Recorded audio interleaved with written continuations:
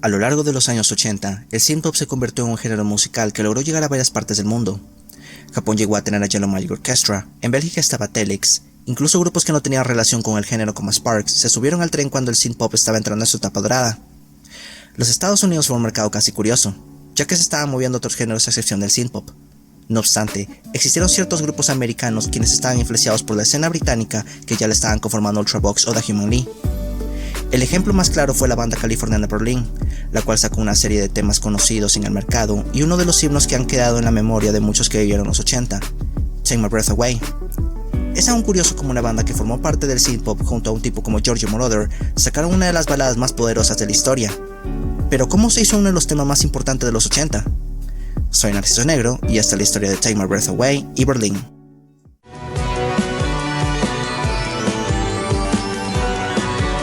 Aunque su nombre no tiene nada que ver con la capital de Alemania, la mayoría de los integrantes del grupo estaban inspirados por la escena europea exótica que estaba surgiendo en los 70. Algunas de sus influencias se encontraban desde Kraftwerk y Divo hasta Sparks y The Screamers. Formado en Orange County, California en 1978, el grupo estaba conformado por John Crawford en el bajo, Devin Patton en la batería, Chris Velasco en la guitarra y Tyson A. Cobb. De hecho, antes de llevar el nombre de Berlin, la banda se llamaba The Toys, tocando en algunos clubs nocturnos de Los Ángeles. La banda no era conocida por nadie, no tenían dinero y luchaban por tener gas en sus apartamentos. Un caballero llamado Chris Velasco, quien es un chico muy talentoso y fue uno de los miembros originales de Berlin, tenía a alguien en su familia que era alemán, y él solía contarnos todo el tiempo que su pariente era alguien de la realeza, como un duque. Él estaba fascinado con el país, y su parte favorita de cualquier discusión que teníamos sobre Alemania era el periodo artístico de la preguerra que estaba ocurriendo en Berlín en los años antes de la Segunda Guerra Mundial, probablemente en los 30. Y entonces un día conversamos sobre esto, sentados alrededor de su apartamento y entonces dijimos, ¿qué tal Berlin como el nombre de una banda? Eso tenía total sentido. Cuando la banda perdió a su vocalista Tyson A. Cobb, Berlin creó un anuncio publicitario donde intentaron encontrar su nuevo cantante. El reemplazo llegó cuando en las audiciones se presentó Terry Nunn, una joven actriz la cual trabajaba en algunos shows de televisión y películas de clase B. Terry se presentó a las audiciones de la película de Star Wars, Una Nueva Esperanza, para interpretar a la princesa Leia. Conversé con John Crawford a través de un anuncio buscando un cantante, el cual decía "Somos únicos". Me gusta bastante lo único, entonces lo llamé y él me envió una cinta de cassette de esta música electrónica. Ese tipo de cosas no estaban sucediendo en América en ese tiempo. John estaba escuchando todas las importaciones de bandas como Ultravox y Kraftwerk. Él estaba escribiendo canciones usando el único sintetizador que él podía financiar e intentó crear un sonido que sería un punto de partida para su banda, la cual él llamó Berlin. Como dijo Terry Nunn, lo que John Crawford intentaba encontrar en su sonido era lograr capturar ese sentimiento de ser un adolescente oprimido, en un mundo de máquinas y padres que no te dejaban hacer lo que querías hacer. La banda cuando empezó no tenía mucho equipo para trabajar, y no había mucho que pudieran hacer con ello. Terry Nunn ni siquiera tenía experiencia en el canto a pesar de conseguir el trabajo. Al igual que el Reino Unido, los Estados Unidos y en especial áreas como Los Ángeles destacaron por surgir una pequeña escena de sellos independientes. Uno de esos era Renegade Records, que se hizo conocido por sacar material de grupos pequeños con gran potencial. Uno de esos fichajes fue la banda Berlin. Aunque no hay a día de hoy información de cómo Berlin llegó a un acuerdo con Renegade Records, la banda sacó su primer single ahí llamado A Matter of Time, acompañado de un lado B titulado Overload.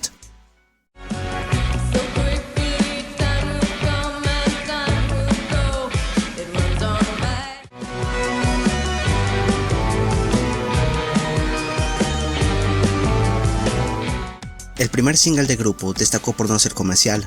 Apenas ciertos lugares de los Estados Unidos conocían al grupo. Sin embargo, el sencillo permitió que Berlin entrara al mercado y empezara su viaje en la música.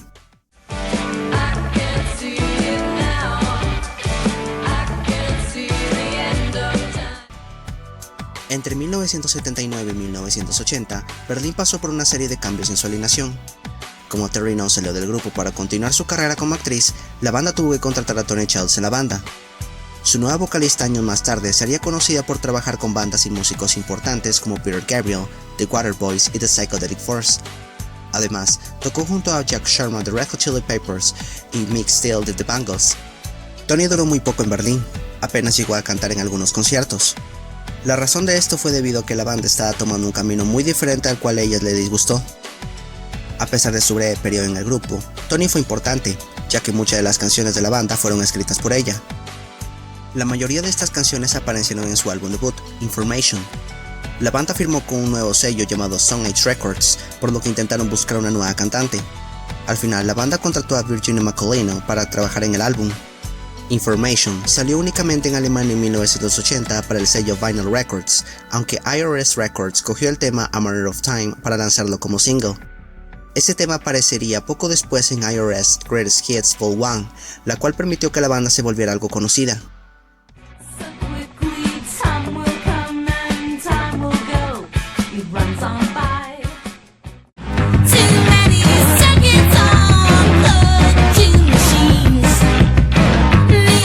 Gran parte del material sería el sonido que hizo Berlin durante toda la década de los 80, baterías acústicas, guitarras y teclados juntos, pero es bastante diferente en el tono. El material está más orientado hacia New Wave, a veces resamblando a Divo. La voz de Virginia muchas veces llega a tener cierto parentesco a Len Lovich, mientras Chris Velasco contribuye con su sólida guitarra.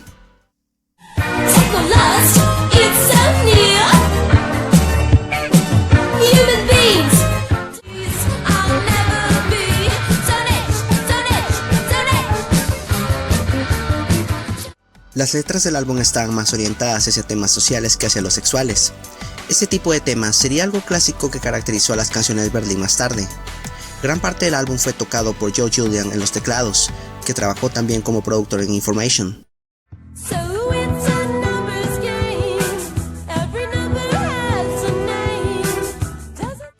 Después de grabar Information, la banda se separó. John Crawford comenzó a tocar con otra banda llamada Fahrenheit. Lo que Crawford no supo es que estaba a punto de vivir una de las etapas más brillantes de toda su carrera.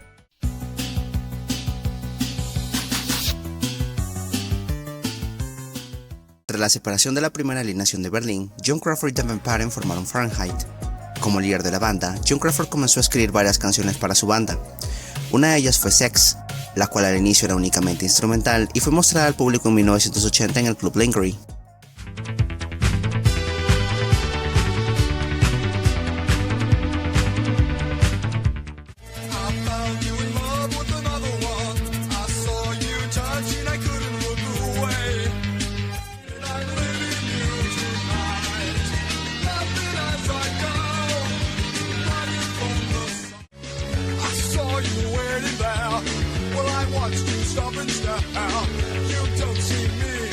Las canciones eran bastante buenas, sin embargo, John descubrió que los temas serían perfectos para su antiguo cantante. Como Crawford quería que Terry Nunn fuera la cantante del grupo, John se acercó al antiguo manager de Berlin, Perry Watts Russell, quien vio al grupo en un concierto de 1979 en Chinatown cuando Tony Childs estaba en el grupo.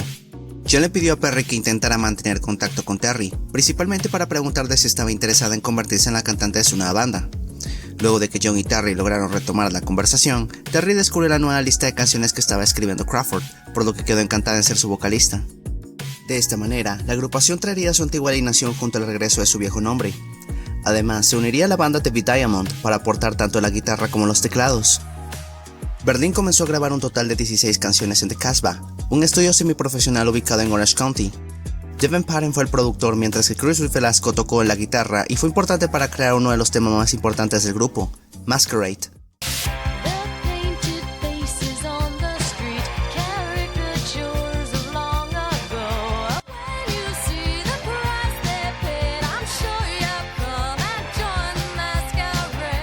Por otra parte, David Diamond y Terry Nunn colaboraron juntos con John Crawford en el tema Sex.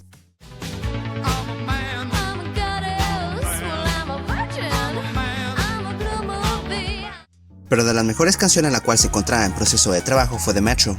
De acuerdo a Terry Nunn, John estaba intentando hablar de un hombre aterrorizado con perder a su pareja, luego de irse de vacaciones a Europa y conocer a un chico italiano.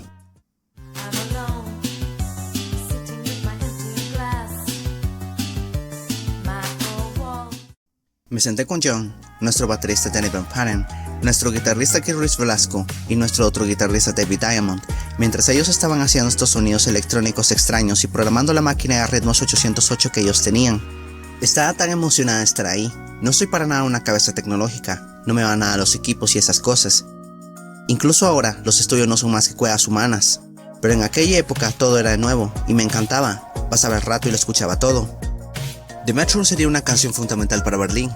Ellos estaban luchando por encontrar su voz como grupo. Se mantuvieron escribiendo y escribiendo, probando sonidos diferentes. Cuando grabaron The Metro, ahí estaba.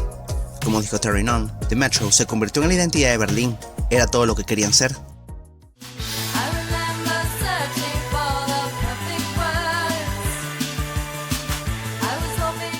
Berlin logró terminar de grabar las 16 canciones. Curiosamente, estas 7 canciones se convirtieron en su álbum debut, Pleasure Victim. Como se ha mencionado en este video, Berlin no tenía dinero suficiente para grabar un álbum, por lo tanto, todos estos temas al principio eran demos. No fue hasta que gracias a un inglés llamado Alan Ivan, dueño de la compañía discográfica indie Enigma y más tarde futuro manager de Guns N' Roses, lograron que el tema Sex apareciera en K-Rock, estación de radio importante de Los Ángeles por transmitir grupos de New Wave del momento como The Knack y The Go-Go's. Gracias a esto, muchas compañías discográficas comenzaron a interesarse en Berlin. Una de ellas fue Enigma de Alan Ivan, que como mencioné antes, fue una pieza crucial para catapultar la carrera del grupo. Al principio Berlin formaba parte de MAO Records y había publicado ahí el single de Metro. Cuando la banda se dio cuenta que Enigma era un sello más grande y con el que tendría más oportunidad de éxito, Berlin se unió al sello, publicando de esta manera Pleasure Victim. Aunque el álbum no fue un éxito comercial, le permitió a Berlin dos cosas importantes: tener una base sólida de seguidores en la escena independiente y mantener un sonido definido que habían estado buscando desde su formación. El disco mostró una serie de canciones sólidas y brillantes, siendo una banda muy atípica para una época en la que Estados Unidos estaban sonando grupos como Toto.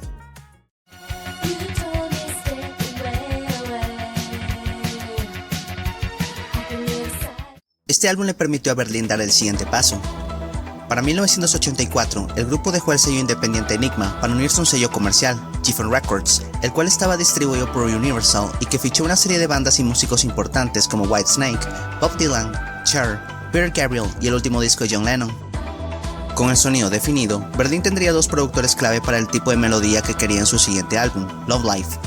Por un lado, se encontraba el ex miembro de la banda Gong, Mike Howlett, un productor muy conocido entre la mayoría de grupos New Wave como Flock of Seagulls, OMD, Martin the Muffins y Blood Munch. Gracias a su larga etapa con Gong, Mike Howlett trajo su interés en la música alemana experimental para combinar la electrónica eurocéntrica con un sabor transatlántico que era perfecto para la generación MTV. El tema de Venganza, Now It's My Turn, fue la culminación definitiva de eso. Un verso misterioso contrarrestado por un coro de voz que, como dijo alguien, era como tener a Heart junto a Ultravox.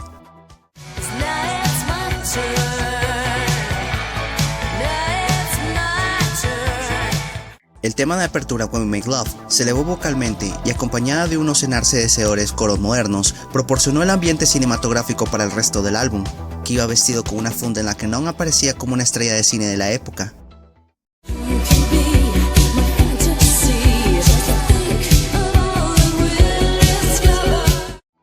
Si Mike Howlett logró traer el sonido de Altered Images y OMD a Berlin, Giorgio Moroder hizo que la banda se convirtiera en un éxito a nivel comercial. Para ese entonces, Moroder ya estaba jugueteando mucho con la mezcla de sintetizadores y guitarras, la cual llevaría a experimentar más con esto en su disco colaboración con Philip Bucky de The Human League. Este sonido se aplicaría en Berlin, especialmente para dos temas, Dancing in Berlin y la canción más conocida del disco, No More Words.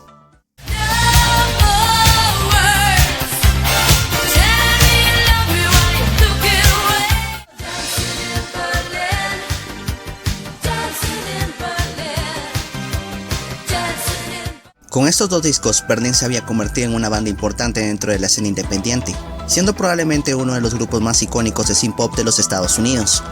La pregunta era, ¿qué podía pasar ahora en el futuro de Berlin con un presente tan interesante?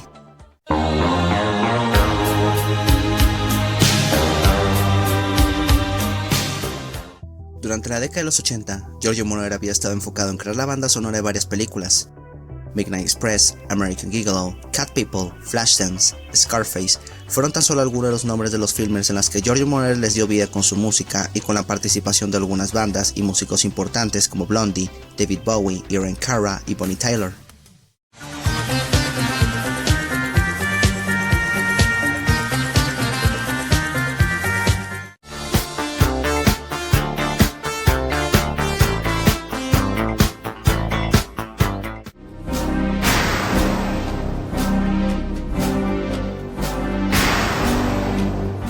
En junio de 1985 se comenzó la filmación de la película Top Gun.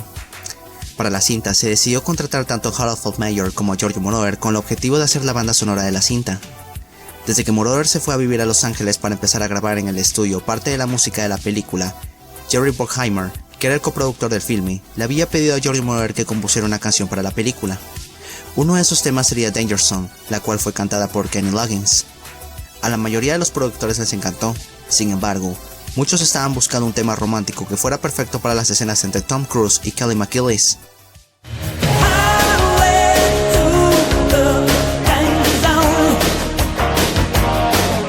Giorgio Moroder comenzó a hacer una balada lenta en su estudio e hizo una demo, tocando todo el tema completo.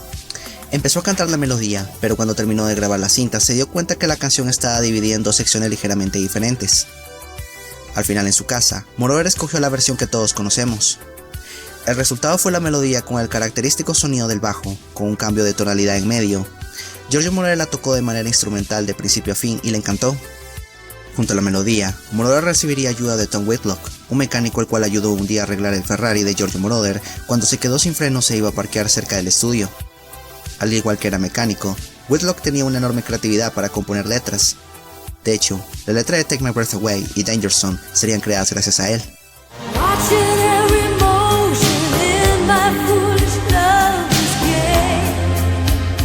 Con la letra y la melodía hechas, solo quedaba una cosa por hacer: encontrar el cantante idóneo para la canción.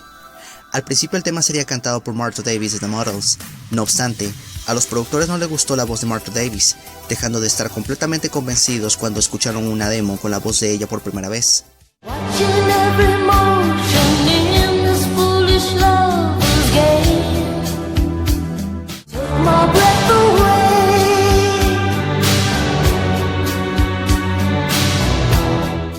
Tras descartar a Martha Davis como la cantante, Giorgio Moroder contactó a Terry Nunn de Berlín.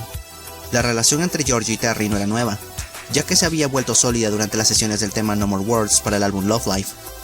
Cuando Giorgio Moroder le mostró las vocales de la demo, Terry Nunn sintió que la voz era muy rebuscada e entrecortada y averiguó que sacando las sílabas y teniendo una línea que influyera hacia la siguiente, le daría una canción con una calidad más romántica.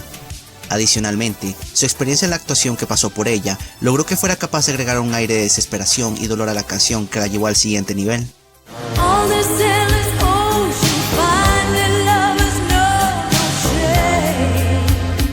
En la actuación, había aprendido un montón sobre canalizar las emociones.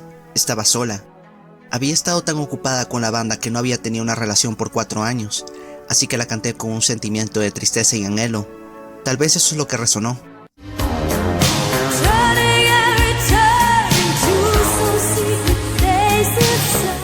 John Crawford, que era la cabeza del grupo, no estaba feliz sobre grabar la canción de alguien más.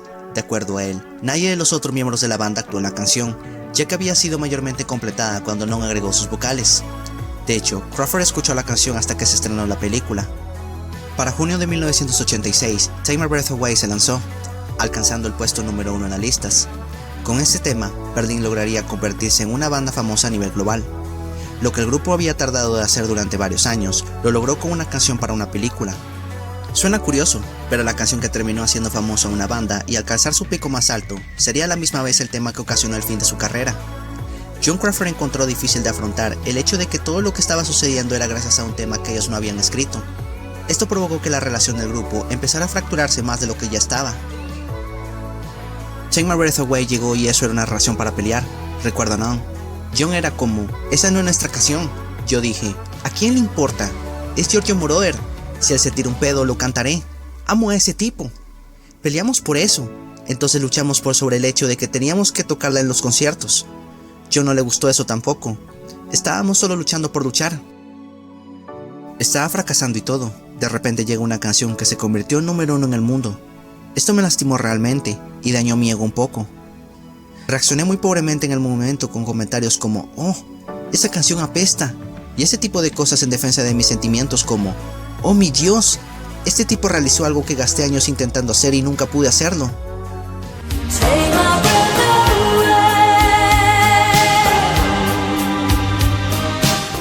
Tuvieron que pasar muchos años para que Crawford le gustara la canción. Él también probablemente no quería admitir que la canción era, por lejos, la mejor de su siguiente álbum, Country and Pray. Cuando el grupo estaba grabando este disco, se encontraban en la deriva y sin saber a dónde iban. Este sería el trabajo donde la relación entre John Crawford y Terry Nunn estaba llegando a su fin. Nunn quería probar cosas nuevas con Berlin, pero Crawford siempre se rehusaba.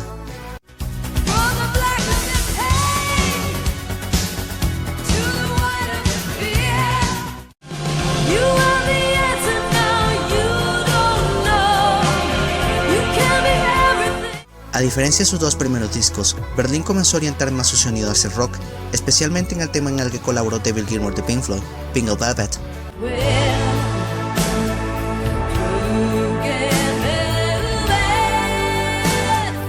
Lo peor de todo es que, a pesar del éxito que fue Take My Breath Away, su tercer álbum fue un rotundo fracaso, fallando en alcanzar el mismo puesto en la lista que sus dos predecesores.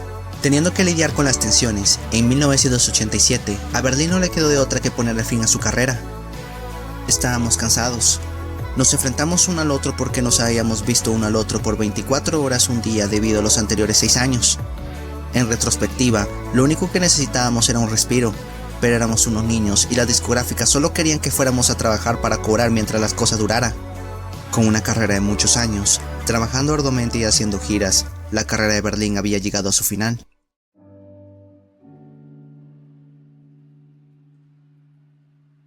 Luego de la separación de Berlin, la pelea entre John Crawford y Terry Nunn siguió latente. La líder del grupo se terminaría quedando con los derechos del grupo de manera oficial y haciendo conciertos hasta el día de hoy. Es triste saber cómo acabó todo, especialmente al saber todo lo que había aportado Berlin durante la década de los 80. Como mencioné al principio del video, en Estados Unidos habían existido grupos que habían traído el sonido de Ultravox o Two Way Army, pero ninguna banda fue tan innovadora como Berlin, sacando dos discos que, aunque no fueran comerciales, serían muy interesantes para la época. Han pasado los años después de la separación del grupo, intentando dejar el pasado y dándole la vuelta a la página después de aquellas peleas. La pregunta es, ¿realmente lograron sanar sus heridas y olvidar todo lo que sucedió o las cosas siguen igual que antes? Habría que preguntarle a Terry Nunn, John Crawford y la mayoría de los miembros de Berlin para averiguarlo. Si te gustó este video, apreciaría bastante que le des like y te suscribas al canal para que recibas nuevo contenido. Puedes seguirme en mis redes sociales de Instagram y Facebook. Soy Narciso Negro y nos vemos en otro episodio.